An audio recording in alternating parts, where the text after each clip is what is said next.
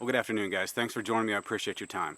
You guys know me. I love to cook in the woods, and even more so, I love to cook over an open fire. It's a passion of mine.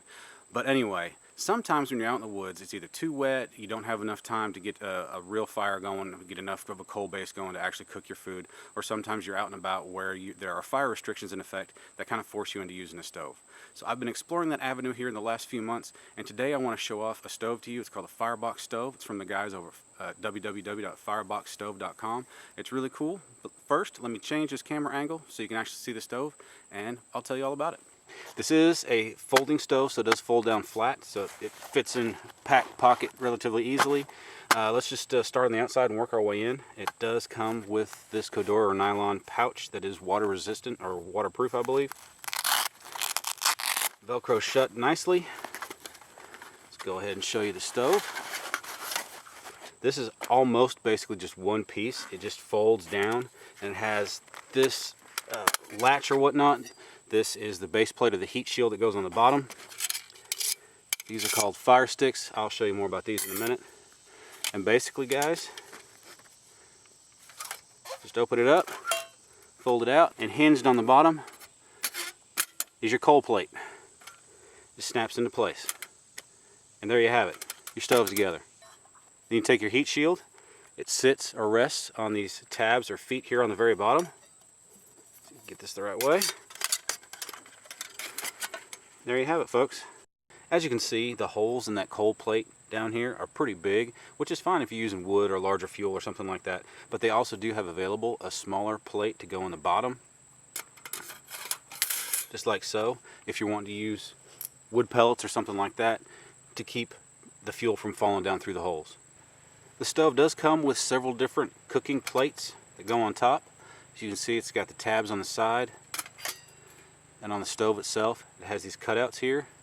Also, you can see there's a cutout right there and a corresponding tab on the side. These are extremely easy to pop in and out. Just place one side in, put your finger on the wall of the stove to kind of just pull it out just a fraction so that tab can fit in the slot, and it locks into place.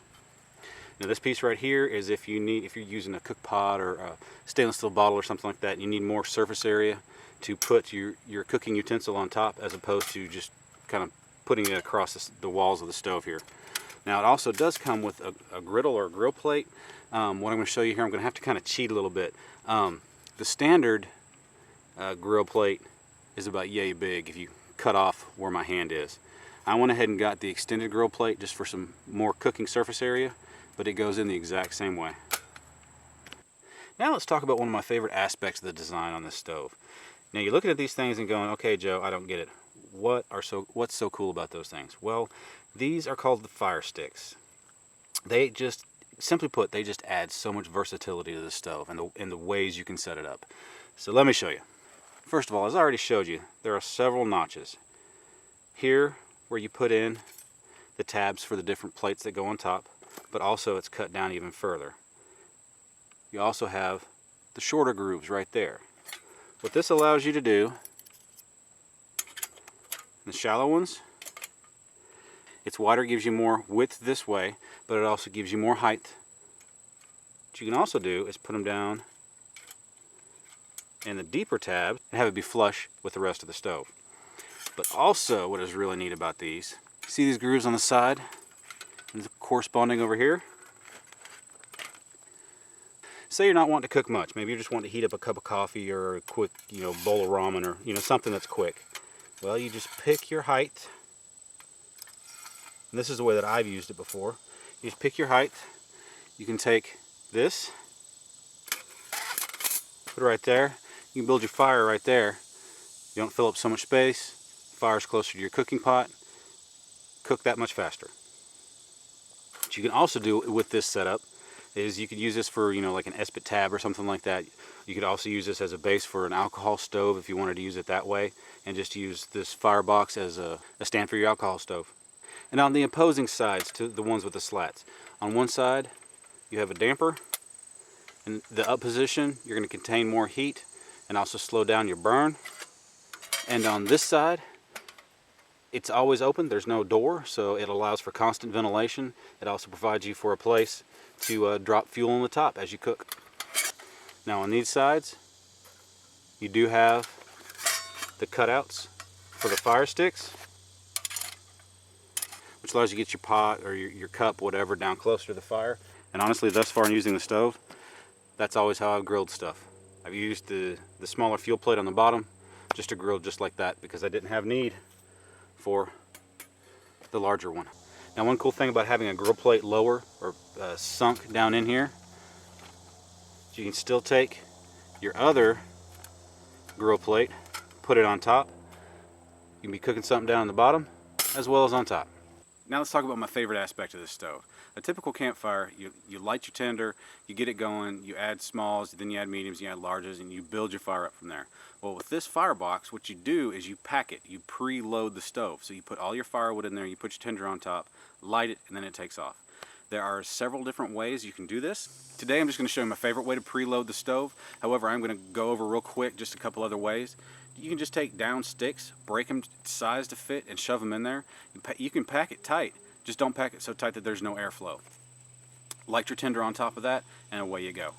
Another way I've tried is using wood pellets.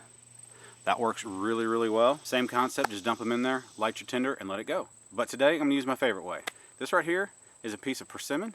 I'm going to do basically a Swedish fire torch inside the stove. So let's get set up and I'll show you. Split it into 4 pieces.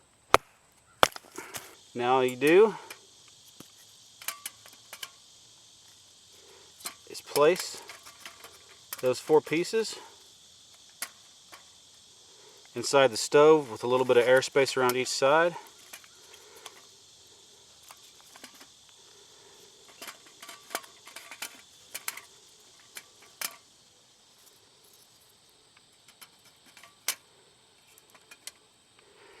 What you'll do in these open areas, stuff tinder, just small stuff that's easy to burn down in there, we'll get it going and it'll light that and it'll burn for quite some time.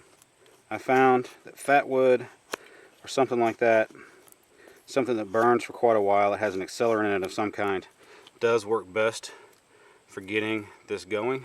Then to actually get the fire going, you can just use, like inner cottonwood bark, inner poplar bark, whatever you normally use to strike flame to a fire. In this case, I'm just going to use some pine needles.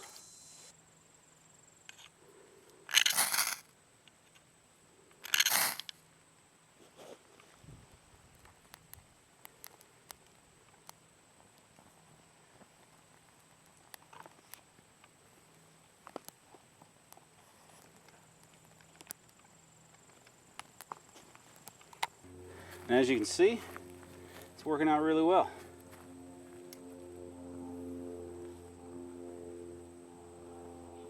Today we are going to have some miso soup and some artichokes.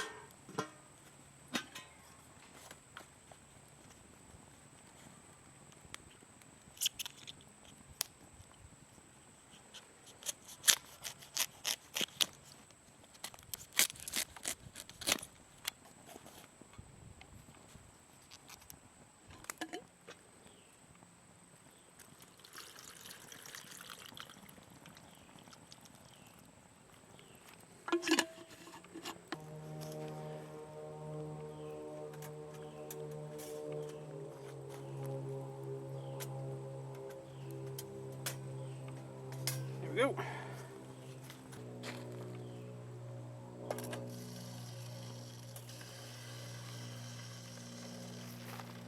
Now if you're wondering about this lid, as this cooks, that bottom will shrink down. That lid probably won't close all the way, but my goal is just to steam these. While that's cooking up, I want to go ahead and share the results of some burn tests that I did over the course of the last couple weeks. I did 3 different tests. One, how we're cooking today. Another with just, fallen branches and dead sticks and stuff like that. And also I used the wood pellets like what you'd get for your home furnace or something like that. Now all 3 of these were full preload, so it was all the way to about 1 inch from the top. The wood pellets burned for about 43-44 minutes. The soft wood, because it's primarily poplar and pine around here that you find on the forest floor, a full load of that ran for about 28-29 minutes of usable fuel. And then the Swedish fire torch like we're using today, I actually went back and did this a couple more times. On average, you're going to get about an hour and 15, hour and 20 minutes burn time if you fill the box up with your log. So it has some really good fuel efficiency depending on how you want to go about doing it. Well, folks, we're about 30 minutes in. I would say probably another 10 or 15 minutes on my artichokes here. We're doing good. Guess it's time to make some miso soup. When I'm talking about miso soup, this is just a soup mix I pick up at my local grocery store in their Oriental section. Now, I'm sure this stuff isn't the best for you. As far as salt content, probably MSG, probably some nasty stuff in there, but whatever. I love this stuff.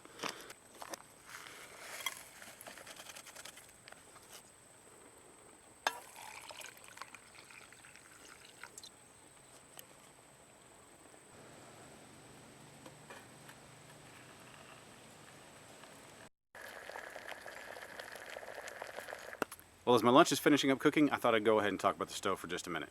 The stove in and of itself is great. If you use it for its design purpose, I have absolutely no complaints. The only one caveat that a lot of folks might have about the stove is that it's 2 pounds.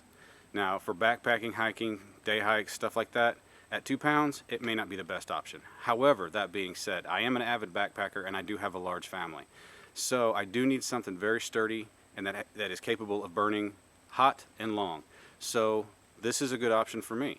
Now, if you're group backpacking, group hiking, something like that where you guys can kind of spread out the gear across your packs, this in my opinion is another good option. I think where the stove really excels is if you're car camping, you go somewhere where you set up a base camp and then you day hike from there. In a situation where you're not going to be carrying it all the time, I think this stove is perfect. In my opinion, there are 4 highlights to this stove that really make it stand out. Number 1, it folds down compact.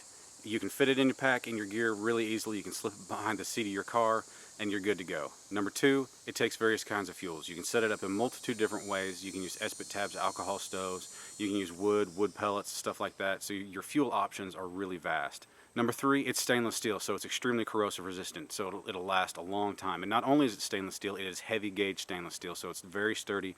You can put a lot of weight on it and it will stay stable as long as you're on flat ground. And number 4, and one of my favorite things about the stove, it is so versatile. You can set it up in several different ways. It's easy to control the heat. If you just need a little fire, you can raise the burn bed up on it. If you need a full-fledged fire, you can go all the way down to the bottom. You can use those fire sticks to come up with multiple configurations. The extended grill plate is really cool because you can fit more than one pot on it at a time. So your options for this stove are really only limited by your imagination and what cook kit you have with you. Now, this last remark is kind of a novelty, but the fact you can put a Swedish fire torch inside a wood stove is really cool in my opinion. Well guys, with all that being said, I'm hungry. I hope I've made you hungry. If I have, then this video has been a success. But first, I want to go ahead and say a quick thank you to Steve at fireboxstove.com. Thank you very much for sending that out for me to play with and to show off to you guys. Anyway guys, I'm going to eat some lunch, but if you have found this video helpful and if you've liked it, please go ahead and hit that thumbs up button. It does help me out a lot. And as always guys, go ahead and hit that comment section up. I enjoy the discussions that come from these. Ask questions, give me your comments and the like. And if you want to see more videos like these, go ahead and hit that subscribe button as well. But it's time for me to eat. See you next time.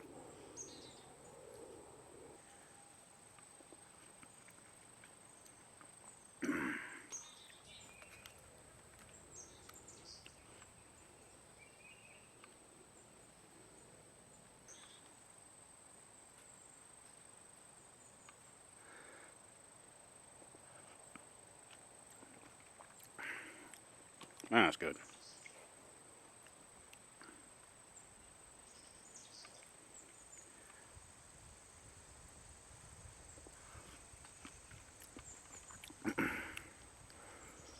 Well, I see you guys are eating vicariously through me again.